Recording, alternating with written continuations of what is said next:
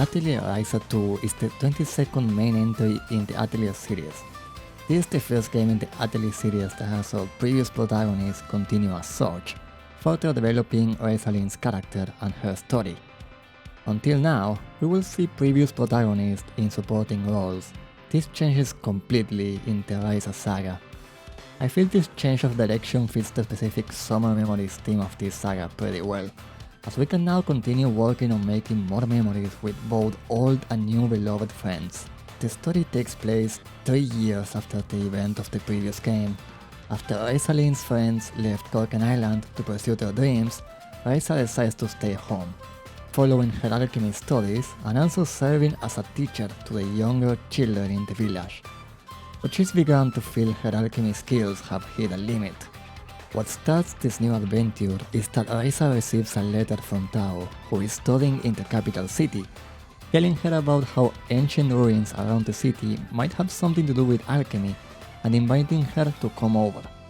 At the same time, she is asked to investigate a mysterious glowing stone. She takes the stone with her and heads to the capital, where she reunites with old friends, meets new ones, and also discovers that her stone is in fact an egg which hatches a mysterious creature that she names Fi. These events eventually lead us to the main focus of the story, which is investigating the ruins around the city. You will have to uncover the truth behind the ruins and the mysteries of the lost legends. The ruins also introduced a new ability which allows Ryza to see the past with a magic compass to investigate what happened in the past, rewarding us with SP and sometimes progressing the story.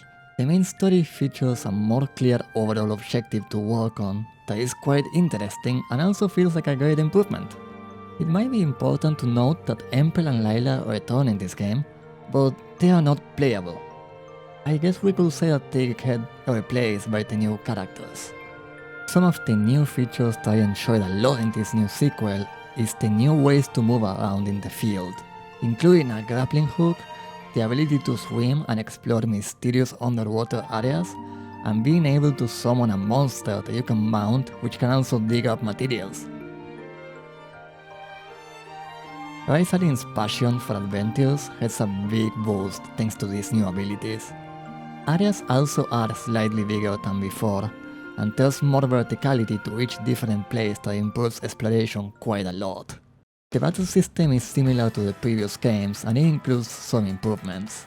The previous system in which characters use physical attacks to build up AP so you can use skills to build up CC to use items remains similar.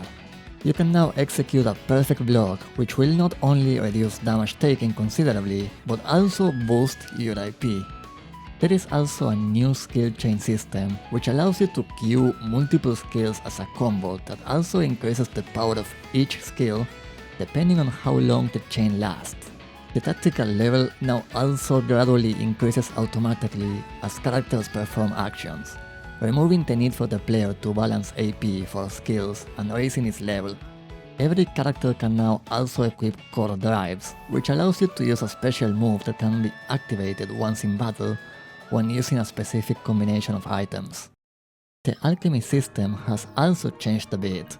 Recipes and upgrades are now unlocked spending SP, which you can earn from synthesis or clearing side quests and requests. This is done in a new skill tree menu.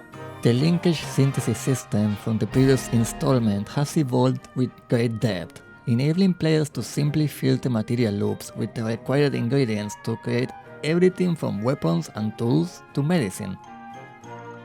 The newly introduced Essence feature now allows players to alter the elemental trait of an item during synthesis, and by altering the essence of material loop, the final item can take on brand new qualities.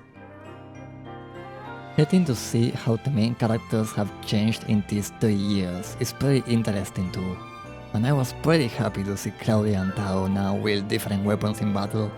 Claudia now uses a bow, while Tao uses dual blades. The soundtrack is still amazing and somehow even better than the one in the first game. Not only has Hayato Asano returned as the composer, but we also got more variety of composers for other specific scenarios too. The new area tracks are incredibly beautiful and incredibly immersive. I still love how we also had day and night variations for many of these tracks, something that I also love about the Xenoblade series. The art direction and graphics also got a few improvements. The animations both in battle and as you move in the field have improved quite a bit from the first game. This might be why the battle system also feels overall faster to me. Perhaps this time having too much fun with it, and that's great! I love this series and the atmosphere that these games have. You know that happy feeling you had when you eat your favorite food? These games give me the same kind of feeling every time. Ryzalin's attitude to always try to improve and look for new exciting destinations to visit is contagious and charming, and it also shows in the excellent music in-game. I found some few things that still diminish the experience of the game for me. I expected to find more enemy variety and not as many enemy array colors as in the past title, but that didn't seem to change much. I also find the normal difficulty to be too easy, and considering some previous Atelier games, I would love to see more freedom to spend my items as much as I would like. I feel like items aren't as meaningful or have as big of an impact as they used to in the past, but perhaps I'm just a bit nostalgic. The PC version graphic settings could be improved a bit. The main feature that many probably want to see improved is the anti-aliasing for an overall cleaner image quality. And lastly, both Ryza 1 and 2 not having English voice acting can be frustrating for many.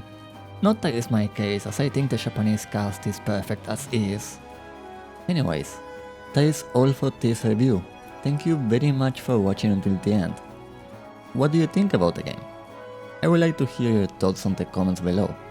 And as always, don't forget to like the video if you liked it, or dislike it if you didn't like it. And subscribe to see more videos in the future. See ya! Have a good day!